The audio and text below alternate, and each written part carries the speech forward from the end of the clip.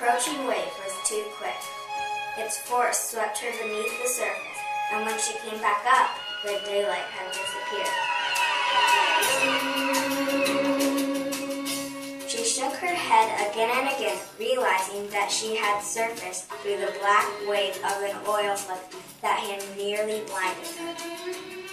Kanga the gull, with feathers once the color of silver, kept dipping her head deep into the water until a few sparks of light penetrated the thick oil covering her eyes. Sticky blobs the gulls had called the black plague glued her wings to her body.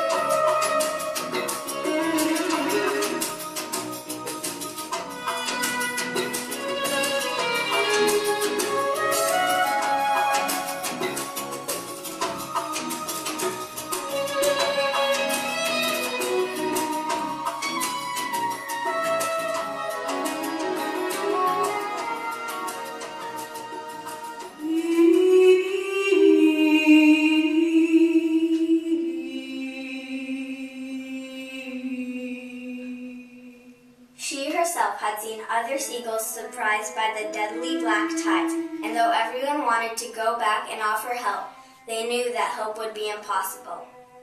There was nothing they could do, and so her flock had flown on, respecting the rule that forbids witnessing the death of one's fellow gulls.